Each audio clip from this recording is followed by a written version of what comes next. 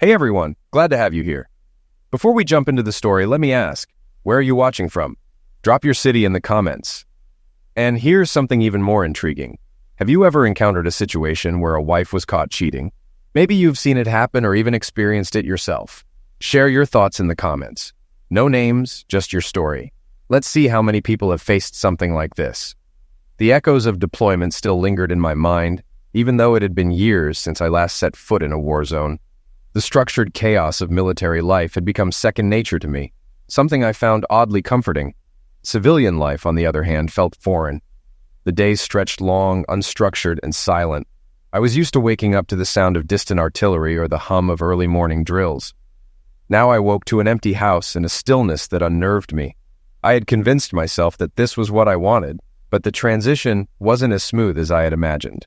I spent the first 6 months after retirement trying to find a rhythm. I went on morning runs, kept up with the news, and even took on a few consulting jobs to stay busy. But something was missing. The camaraderie, the sense of purpose, both were gone. Marcy encouraged me to take up hobbies, find new passions, and reconnect with old friends. I tried. I even joined a veterans group, thinking it might help bridge the gap between who I was and who I was becoming. But the truth was, I wasn't sure who I was outside the Army. Our marriage had always revolved around my career. I left, she waited. I returned, we tried to pick up where we left off. It was a pattern we had repeated for years. We had grown used to distance, to prolonged absences, to a life built around uncertainty. And yet there was an unspoken understanding between us, at least that's what I believed. Marcy had never been the type to complain, at least not openly. She adapted, just as I had. But now that I was home for good, I began to wonder if she had simply grown accustomed to life without me. The house felt different. Maybe it was the silence, or maybe it was something deeper, something intangible. The kids were grown, off living their own lives, and for the first time in decades, it was just the two of us. I imagined it would be a second honeymoon of sorts, a chance to rediscover what we had before the military consumed me. But as the days passed, I realized that Marcy and I had become strangers sharing a space rather than partners building a future. She was busier than ever, throwing herself into her work, her routines. I told myself it was just an adjustment period, that we would find our footing in time.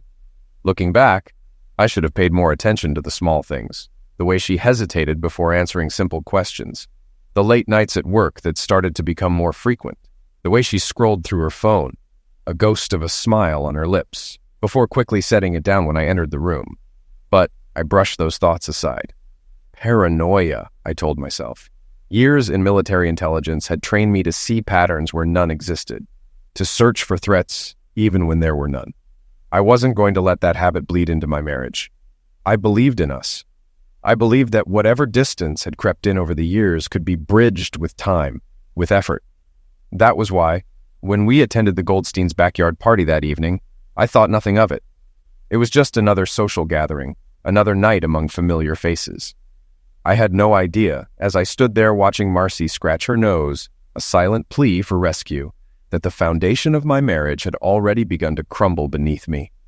She didn't sit me down for a serious talk. No dramatic, "Rick, we need to discuss something." Maybe I should have picked up on the signs. But like most people who are content, or at least believe they are, I brushed them off until I couldn't anymore. Was I naive? Possibly. Or maybe I just didn't want to face the truth. Marcy, my wife, is 47, and I'm 48. Our house has been unusually quiet since our youngest, Kyle, left for college upstate. Our daughter, Rhonda, is in the Navy, which doesn't exactly sit well with me. As for me, I've stepped away from my long career in the Army, but adjusting to civilian life, that's been a challenge. After nearly 30 years in uniform, it's hard to shake the habits and mindset. We're the Westons. That evening, we were at the Goldsteins' backyard party. Marcy was stuck listening to Chuck Marston ramble on. Chuck was more interested in flexing than making meaningful conversation, and Marcy looked unimpressed. She scratched her nose, our unspoken signal for, "Come save me."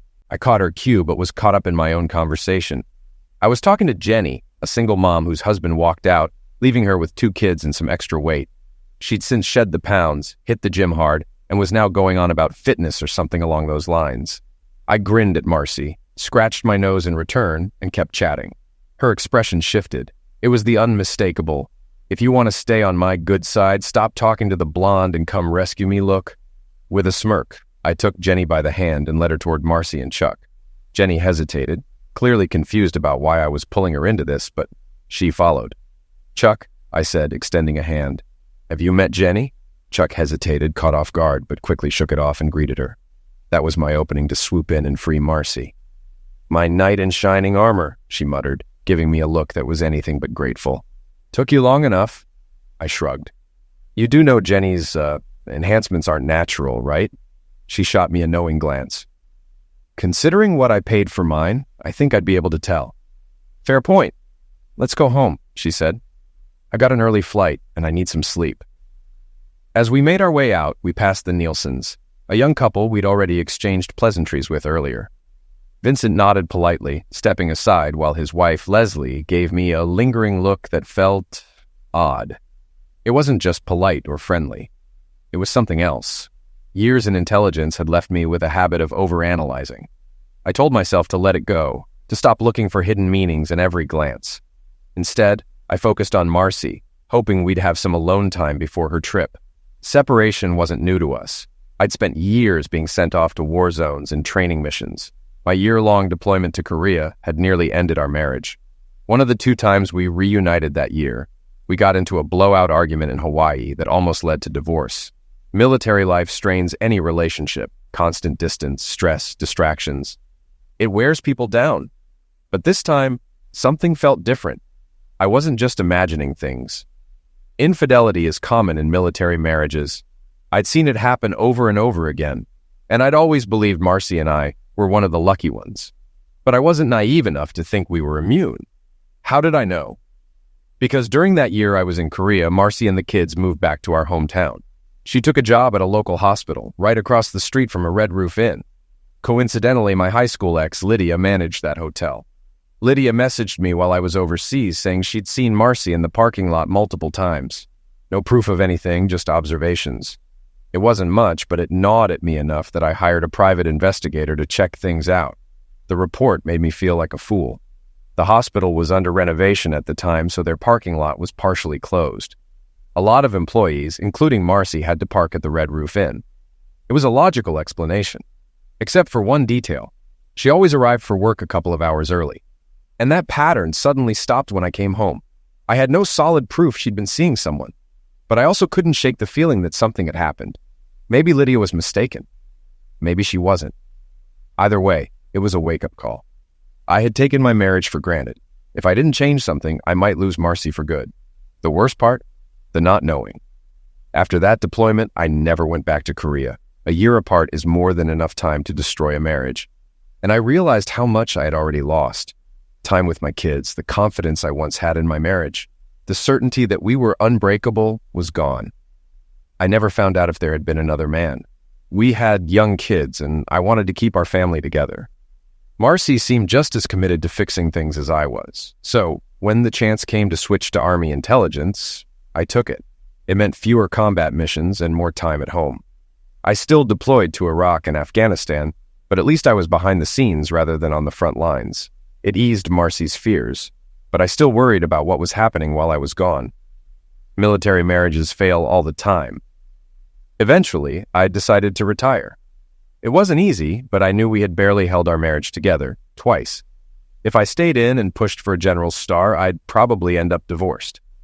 And that wasn't a gamble I was willing to take. Now, I make more money consulting than I ever would have as a general. But more importantly, I was there for my daughter's senior year.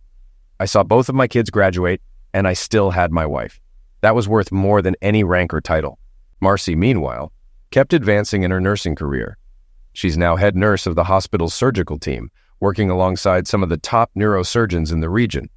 3 in particular stood out: an older doctor close to retirement, a no-nonsense woman in her 40s, and a younger hotshot who joined this year, Dr. Trey Cardoza. I'd met him a few times at social events. Tall, dark, good-looking, the textbook definition of a cocky surgeon. Guys like him operate on brains all day and start thinking they're gods. And I could tell he had his eyes on Marcy. She's in great shape. At 47, she could easily pass for 30. And I had no doubt Trey had noticed. I'd caught him watching her when he thought I wasn't looking. And Marcy? She talked about him a lot, how talented he was, how he was being groomed to take over the department. I was already starting to feel uneasy. The one time I brought up my concerns, she hesitated before finally responding. I get why you feel that way, Rick, but this is my job. I have to work with these surgeons every day. Honestly, they treat all of us nurses the same way. The flirting? It's just a way to cut the tension after high-pressure situations in the OR. We all do it, it's harmless. Then we get back to business, and nothing ever actually happens. I wasn't convinced. And what about the moments in between? The times you stop by his office, the lunches? How is it okay for my wife to openly flirt with another man? My frustration was creeping into my voice. She didn't miss a beat. Do you remember when you worked with that CIA agent before you were deployed to Iraq? I tensed. Yeah, but nothing. She interrupted before I could finish. How do I know what did or didn't happen? She said, her tone sharp, punctuated by exaggerated air quotes. I saw the way she looked at you, Rick. She was in love with you before you left. If I had told her I didn't mind, she would have dropped to her knees right then and there. I shook my head. Marcy, nothing ever happened with Deidre. She scoffed. That's what you say. I had to trust you with her, Rick. Now it's your turn to trust me. That conversation had taken place 4 months ago, but the doubt still lingered like an unwanted shadow. If anything was happening, it was happening at work. And I knew enough about hospitals to understand how easy that would be. There were always empty rooms, vacant offices, plenty of places to disappear for a while. And of course, there was the memory of her Red Roof Inn parking lot visits, the way she used to arrive at work 2 hours early back then. Still, she had a point. This was about trust. Either I believed in her or I didn't. And truthfully, Marcy had every right to question me too. Because the truth was, Deidre had made a move on me. It happened in Iraq after we survived an ambush. Adrenaline was still surging through our veins when she cornered me in a small, empty office. 3 months without closeness had left me vulnerable, and I almost caved. Just as things were about to escalate, the base sirens blared, mortar fire incoming. We scrambled to safety, and after that, we never spoke of it again. At first, I felt guilty. Then I thought about what Marcy had done while I was in Korea, and suddenly it didn't seem so bad. If she could do it, why couldn't I? It wasn't like it meant anything. Once I got home, everything would go back to normal. We'd be even. But I was lying to myself. Now here we were.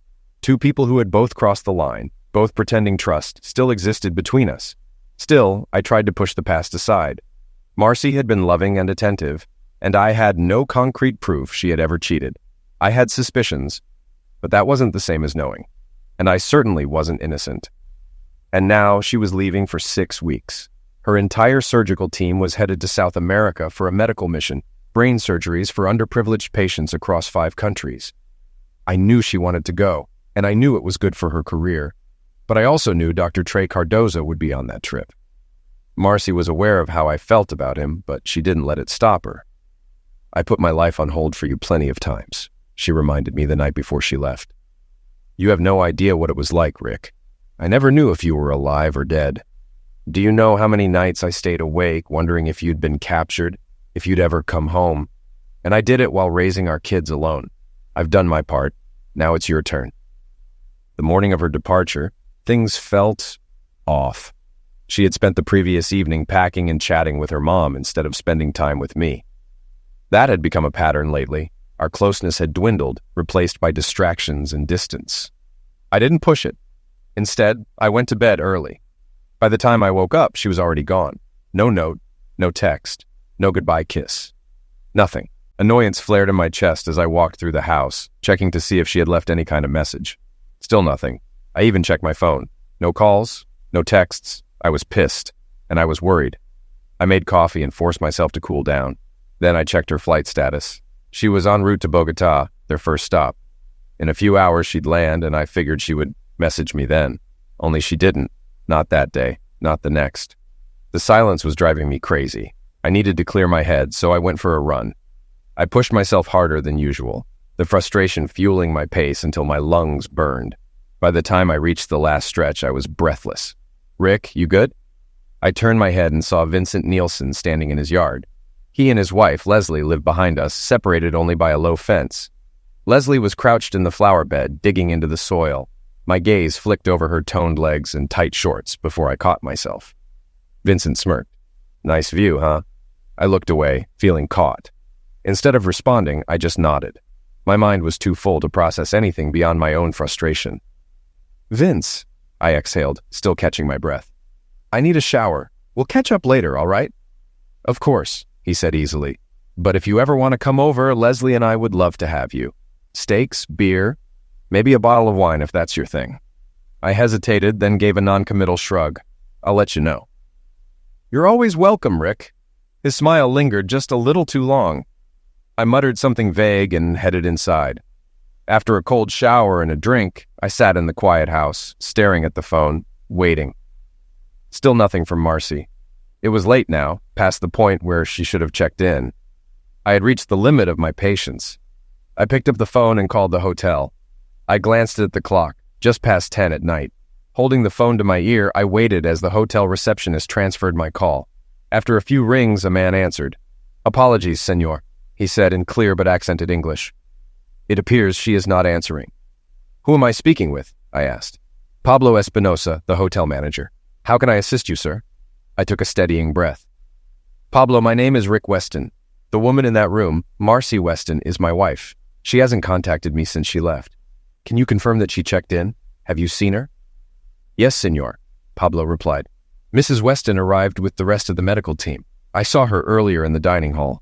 They had just returned from the hospital after a long day of surgeries. They all seemed exhausted. They ate, then went upstairs. I hesitated before asking, Can you do me a favor, Pablo? Of course, sir. His tone softened, less formal now, but still professional. Can you tell me what room Dr. Trey Cardoza is in? Room 514, senor, Pablo answered. Would you like me to call him for you? I felt a sharp pang in my chest as I glanced at the list. Marcy's room was 515, right next door. I forced myself to stay calm. Not yet, Pablo. One more thing. Can you call Penny Washington's room for me? Penny and Marcy were close. Just last August, my wife and I had gone to dinner with her and her husband, Josh. Pablo hesitated, then finally relented. Si, senor, please hold. A generic hotel melody played in my ear. When the line connected, Penny's voice came through, sounding cautious. Rick? She already knew it was me. Either Pablo had told her or she had expected this call. Hey, Penny. Sorry to bother you this late. Don't worry about it, she said. What's going on? Is Josh okay? I ignored her question and got straight to the point. Where's my wife? Silence stretched between us. Then, after several seconds, her voice turned defensive. Why are you asking me that? I could hear the hesitation in Penny's voice. She knew exactly why I was calling. Let's not play games, Penny, I said flatly. Marcy's room is right next to Trey's. She's not there, and I have a feeling you know why. Rick, you need to talk to your wife, she said. Before she could hang up, a man's voice sounded in the background. Who is it? My jaw tightened. I lowered my voice. Maybe I should be talking to your husband instead, I said smoothly. Penny, you know I have Josh's number. What do you think he'd say if he knew you had company in your room? She sucked in a sharp breath. Muffled whispers followed as she covered the phone.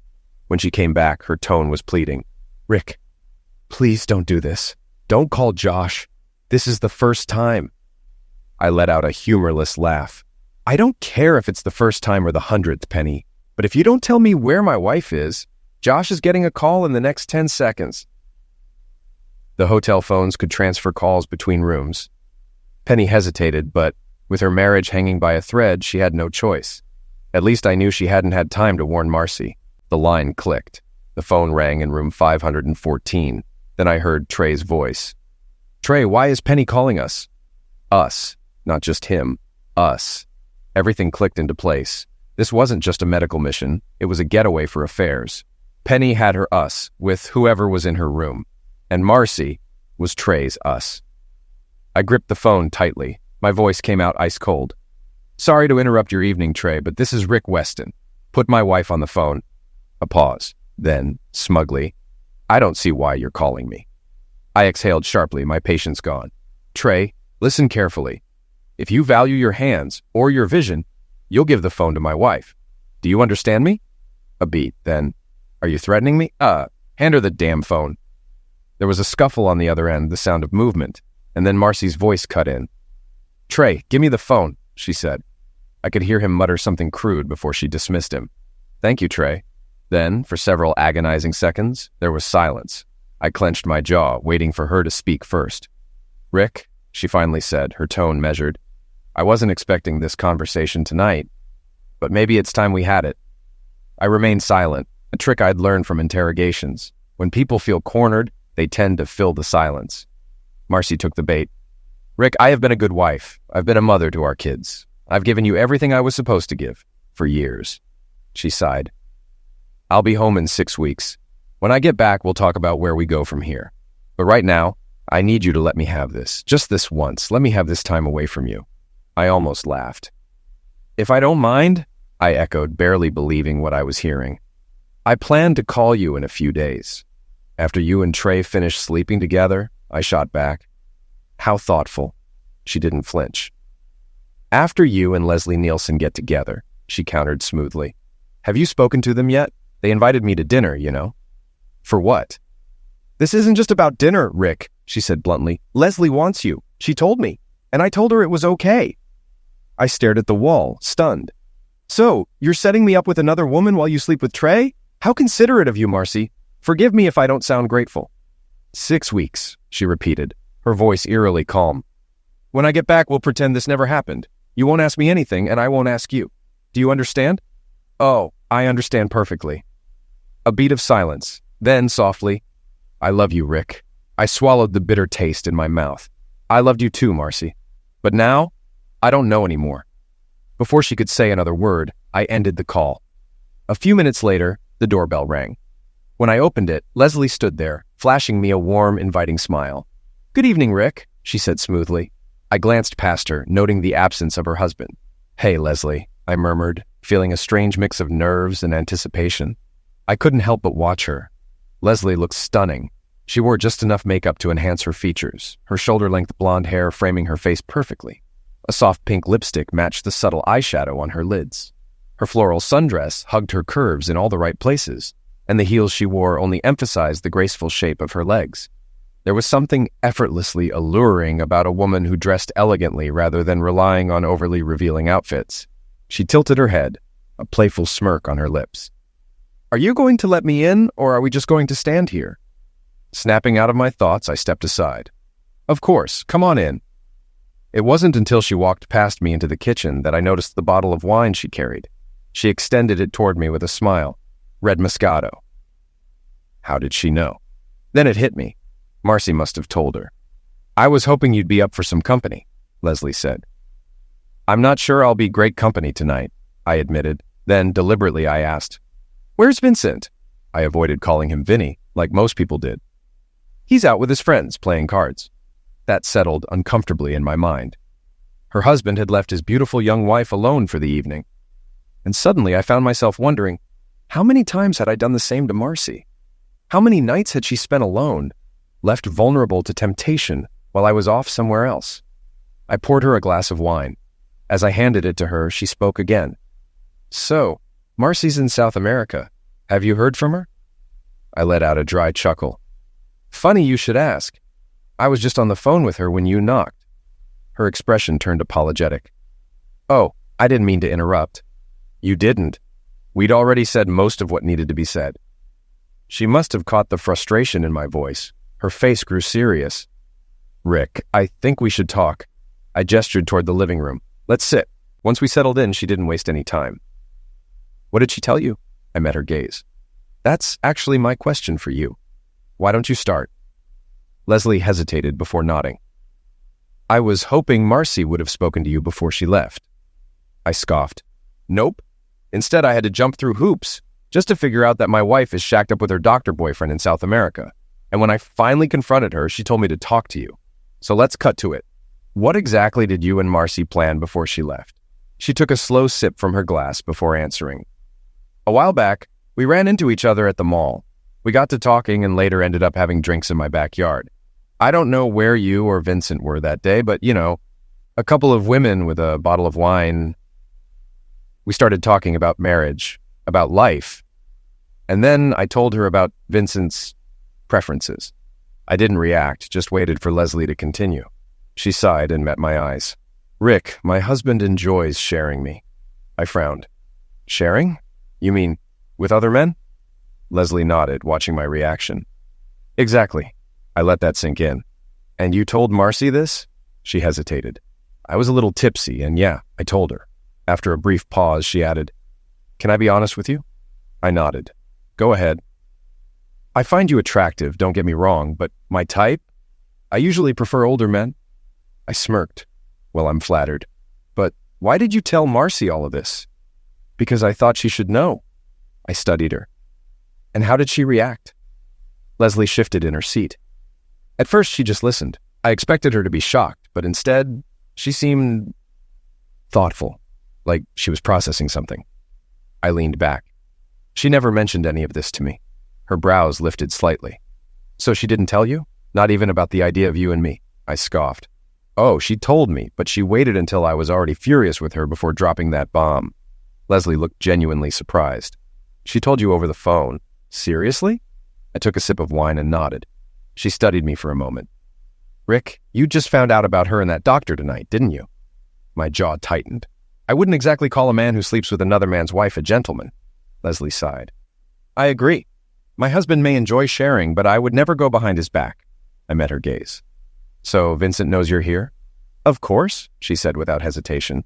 He's known I was interested in you since you and Marcy moved into the neighborhood. I haven't had a regular lover in a while, and I was looking for one. I raised an eyebrow. So, you've had regulars before? She nodded. I had one. That lasted a couple of years. But mostly Vincent and I travel, meet people. He finds men online, and we arrange dinner or drinks. If I like the guy, we take it further. I tilted my head. And what does Vincent do while you're with them? She shrugged. He watches. That's his thing. I nodded slowly, processing. But it's also safer that way, right? Exactly, she agreed. No surprises. I exhaled, still piecing it together. How long have you two been doing this? 4 years. She said it so casually, as if she were talking about a hobby. My mind went back to Marcy. And what about my wife? Leslie crossed her legs and smirked. Oh, Marcy. She came over a few weeks ago and told me she was on board. But only if it was with you. I felt a bitter laugh rise in my throat. Before she left with her surgical team, did she mention anything about what or who she'd be doing while she was gone? Leslie shook her head. No, but let's be real, Rick. Women know each other. I had a feeling she was justifying something to herself. What do you mean? She probably knew what she was going to do in South America. And maybe letting me be with you was her way of making it feel fair. Leslie sighed, swirling her wine. Honestly, I wish she had been honest with you. I don't like sneaking around. I stayed silent. Even Leslie, who lived an openly unconventional lifestyle, thought Marcy's behavior was wrong. Then she reached into her purse. I have something for you. She pulled out a simple envelope and handed it to me. Marcy left this with me before she left. She wanted you to have it. I turned it over in my hands. There was nothing written on the envelope except one word. Leslie stood up. Go ahead, read it. I'm going to step away for a minute. She made a small motion, silently asking which way to go. Down the hall to the right, I told her. Thanks, she said with a playful smile before finishing her wine. I stared at the envelope, my fingers tracing its edges. Whatever was inside had the power to change everything. Riku. Exhaling slowly, I tore it open and began to read. Dear Rick, by the time you hold this letter in your hands, you'll already know the truth. I've broken my vows with Trey. And before you rush to condemn me, take a moment to think about you and Deirdre in Iraq. I have no hard proof, but I've always had my suspicions. You were never good at lying, Rick. And in the end, I'm no better. The first time Trey touched me, I never told you. Maybe I should have. Maybe I should have had my own affairs all those years I was left alone, aching for companionship while you were off playing soldier. God knows I suffered enough. Our children needed both of us, Rick. I did my best to fill both roles, to be both mother and father. But I wasn't you. Only you could be you. And I needed my husband's touch. I craved it. But despite the loneliness, I stayed faithful. It wasn't easy. Then you deployed, and Deirdre Klein came home before you did. That woman had the audacity to show up at my door, a smug smile on her lips, and tell me she had taken care of you. Before I could even ask what she meant, she left. But when you finally returned, your guilt was written all over your face. You couldn't even look me in the eye. That told me everything I needed to know. I realized 2 wrongs don't make a right. And there's a possibility that I'm mistaken, that you never actually betrayed me. If that's the case, then I'll accept that I'm the first to cross the line. But I don't believe I am. I think you were. Maybe not with Deirdre, maybe it was someone else. Maybe there were others. Or maybe I'm wrong entirely. Regardless, I'm done being the dutiful wife who waits at home, forever chasing after her war hero. When Leslie confessed that she had feelings for you, I had a long conversation with her, and with Vincent. He openly admitted that he allows her to take lovers. Their marriage is open, which means I won't be the one responsible for breaking them apart. But what I have done is betray you. And so, here we are. I'm leaving for this trip, and while I'm gone, we are nothing to each other. I am not your wife. You are not my husband. You have a 6-week gym pass, and so do I. If our love is real, we'll put this behind us when I return. If it isn't, then I will grieve for what we once had. Understand this, Rick. Trey didn't seduce me. He didn't manipulate or pressure me. This is entirely my choice. I don't love him, but I'm drawn to him. When I come back, whatever happens between us will be nothing more than a memory. If we're still together, then what I do with him after a divorce won't matter, will it? But know this above all else. You were, and always will be, the love of my life, even after you shattered my heart. Being your wife and the mother of your children was the greatest privilege of my life. But after everything we've been through, I need space. I need time away from us. Leslie has made it clear she's more than willing to keep you entertained until I return. Vincent would even pay you to let him watch. But the choice is yours. If you want to go down that road, it's up to you.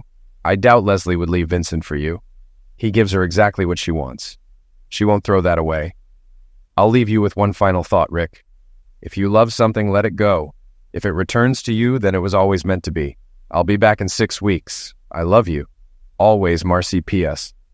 Leslie should have been tested for STDs before she ever approached you. Make sure she shows you proof. Trey and I both got tested before we left. I will do the same before I return, and I won't be with him or anyone else until I see you again.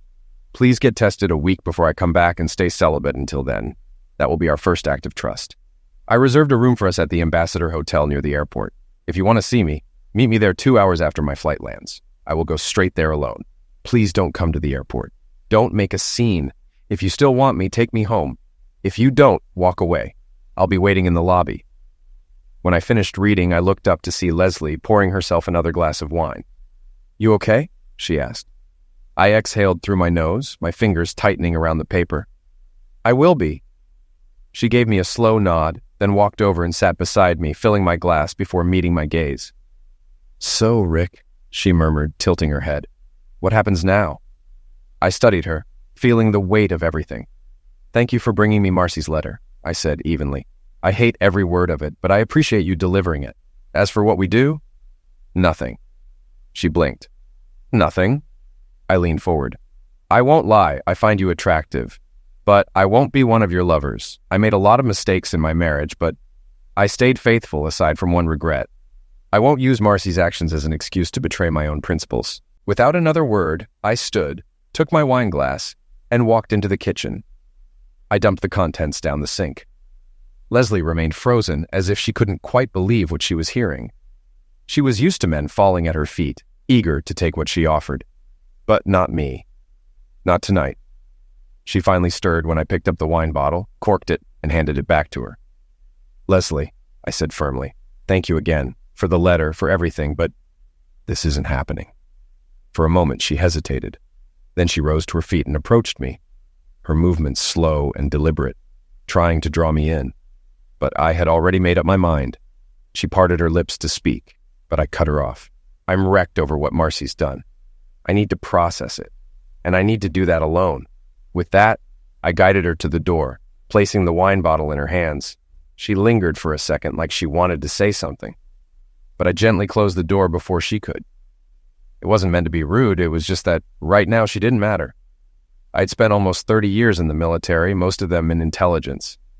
I had connections, resources, ways to uncover the truth. And I realized something. I had made mistakes with Marcy, too. The biggest one? I should have confronted her years ago. I should have asked the hard questions when I was stationed in Korea instead of believing her assurances that she had always been faithful. I had never confronted her about arriving 2 hours early for her shifts. It was time to address it. The uncertainty had affected me more than I expected.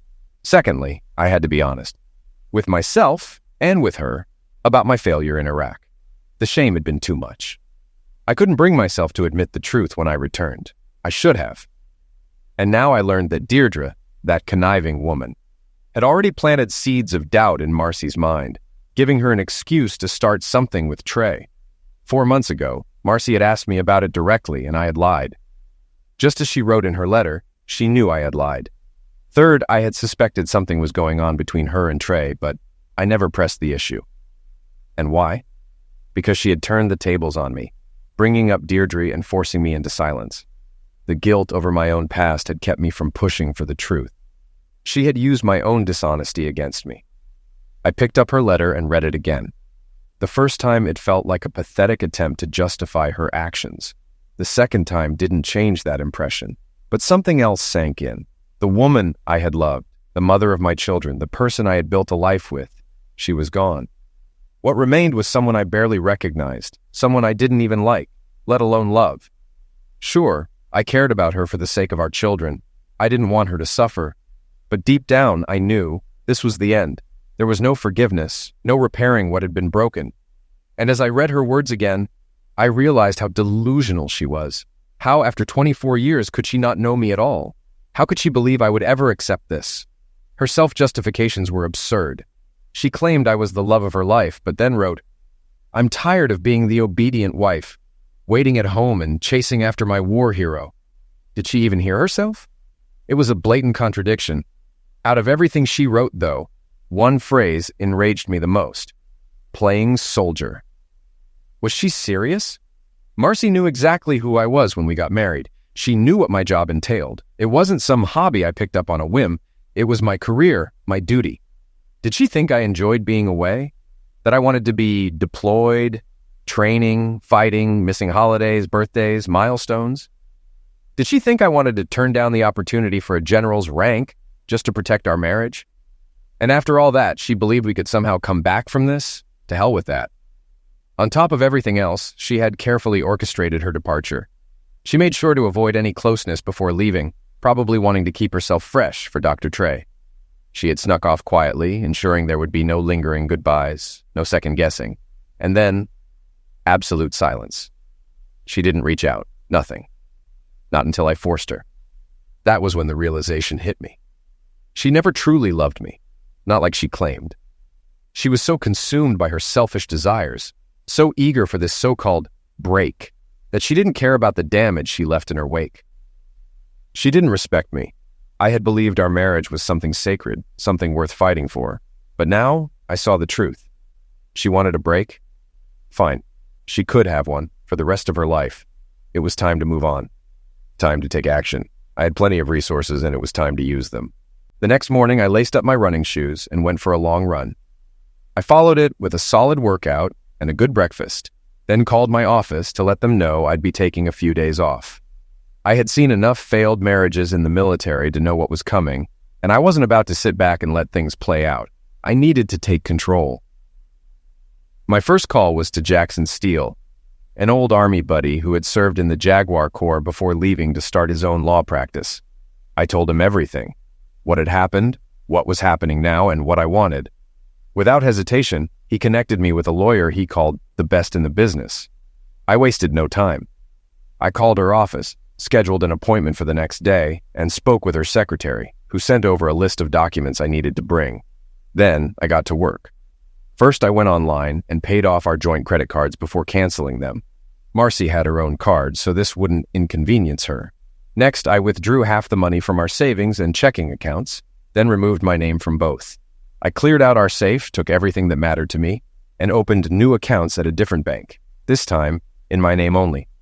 I also secured a private safe deposit box. From there, I went to the HR department at my workplace. Though I worked as a consultant, my company had deep government ties, and I had benefits to manage.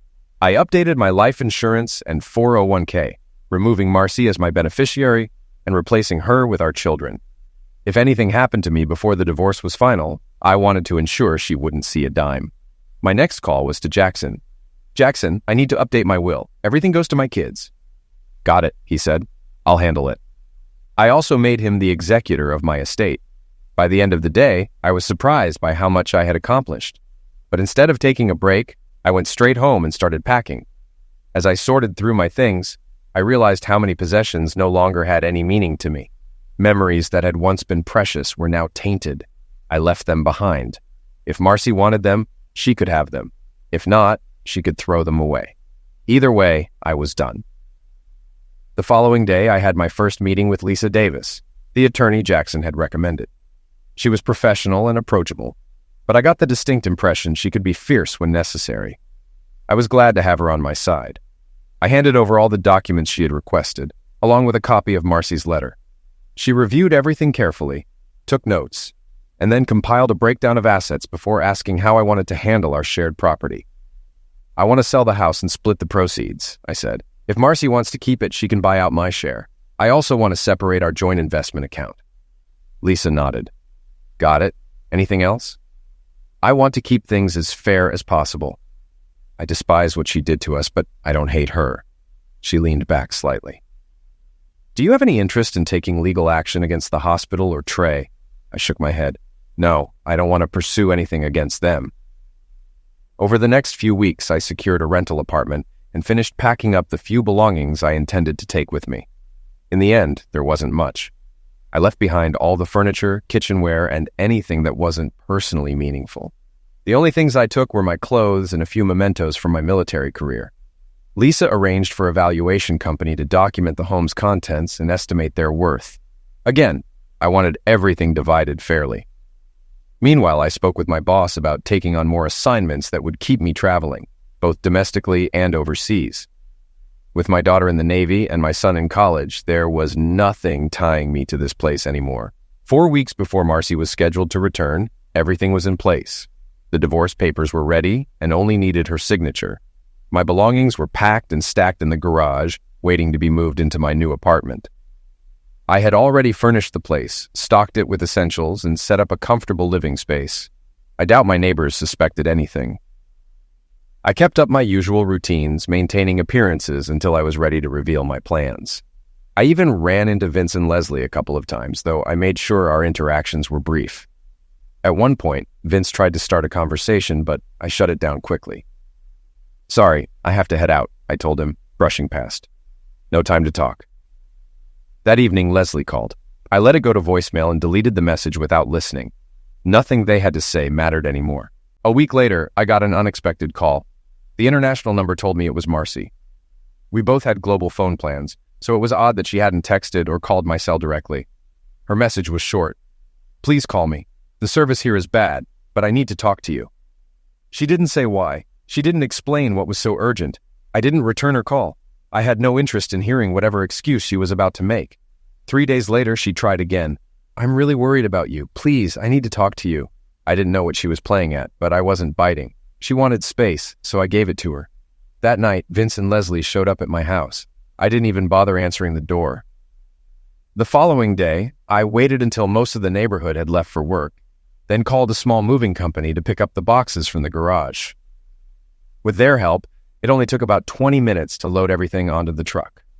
The rest of my personal items, clothes, toiletries, were already packed in my car. For the next week, I was out of town on a work assignment, so I stayed away from the house. Apparently, my absence didn't go unnoticed. Leslie called again. "I'm traveling," I told her flatly. "I don't have time for this." That was the end of the conversation. Through all of this, I kept in regular contact with my children, parents, and other close family members. They checked in on me, aware that Marcy was overseas, just making sure I was holding up. I assured them I was fine. Marcy called again. I ignored it. I didn't even listen to the voicemail. Looking back, I knew my actions might seem cold, detached, but the truth was I was completely shattered by what had happened. Her betrayal had crushed me. The anger I initially felt after discovering the affair, after reading her letter, after replaying every dismissive, condescending word she'd spoken, had settled into something deeper. A sadness so profound it felt like a weight pressing on my chest. She wasn't the same woman I'd married, and her blatant disregard for my feelings, her twisted sense of entitlement, only reinforced that she had convinced herself she deserved what she had done, no matter the cost to anyone else. Throughout my military career, I'd worked closely with special operations teams. My role in intelligence meant I provided them with critical information. Over time, I formed connections, even friendships, with some of the most skilled and dangerous men I had ever met. These were individuals who didn't hesitate when it came to completing a mission. Even after leaving active duty, I had kept in touch with a few of them, especially a particular team. One of them, a man I won't name, had once given me a direct line to call if I ever needed a favor. A week before Marcy's return, I pulled out my phone and dialed that number. I let it ring once before hanging up. A few minutes later, my phone rang. The voice on the other end was calm, direct. We spoke briefly. Later that day, I met him at a small, out-of-the-way biker bar, nearly an hour from town. I slid a name across the table, a photo, an address. I told him exactly what I wanted. As I got up to leave, I looked him in the eye and said, "Hospital, not a morgue." The day Marcy came back, I sent an email to my family and a few close friends. In it, I admitted to my one major mistake in Iraq and took full accountability for my personal failures. I also attached Marcy's letter. I had no intention of launching an all-out attack, but I wanted everyone to understand why I had filed for divorce. Before sending it out to the larger group, I made sure my kids saw it first. I then called them to personally explain the situation.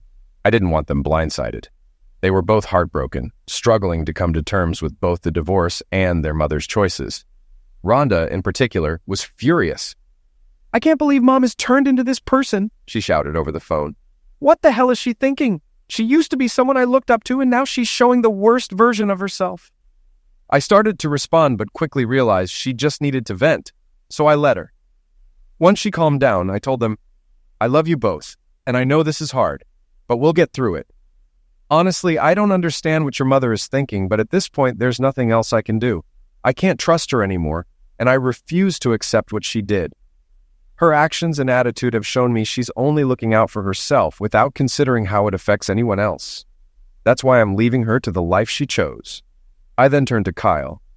"What's your take on all this? She must have lost her mind," he said. "I can't think of any other explanation for what she did." There wasn't much left to say after that, so we ended the call. Next, I reached out to my parents and extended family. Both sets of parents were shocked, Marcy's especially. The only thing I could do was point them to her own letter as proof of what had happened. Of course, they asked if there was any way we could salvage the marriage through counseling, but I shut that idea down immediately. I actually felt bad for Marcy's parents. They were good people, and I could tell her actions had deeply hurt them. I made these calls while waiting at the airport. After my last conversation, I boarded a plane for an overseas assignment that would keep me away for 2 months. Whatever Marcy had planned when she returned, she wouldn't be seeing me at our house, at the hotel, or anywhere else. The following day, the surgical team landed at the airport. I doubt they were expecting the chaos that greeted them. Josh was there to meet Penny, but instead of a warm reunion, he confronted her immediately, demanding to know who she had been sleeping with. I'd already told him the truth, so he knew exactly what kind of woman he was dealing with. Other couples from their social circle had similar experiences, angry spouses demanding answers the moment they stepped off the plane. Josh, determined to expose everything, had spent the previous days calling everyone and gathering as much information as possible. Based on the live footage I had access to, which I had specifically arranged, the whole scene was a complete disaster. Dr. Trey did his best to stay out of the drama, but his own girlfriend wasn't having it. Once she realized he'd been sleeping with Marcy during the trip, she completely lost it, slapping them both before security had to intervene. Meanwhile, several hospital administrators and representatives from Doctors Without Borders were present, trying to piece together what had happened during the mission. Josh wasn't done either. He made sure the hospital's reputation took a serious hit, threatening lawsuits and stirring up trouble. The chaos lasted about 10 minutes before the police showed up and separated everyone. The hospital's leadership pulled the returning team aside and ordered them to report for a full debrief the next morning. Their futures with the hospital would depend on what came out of that meeting. At that moment, a man dressed like a limo driver approached Marcy and asked, "Are you Marcy Weston?" Looking confused, she nodded. "Yes." He handed her a thick manila envelope. "You've been served. Also, Colonel Weston left you a message. You're free." Then, without another word, he turned and walked away, leaving Marcy standing there, stunned. I shut off the live stream and went on with my life.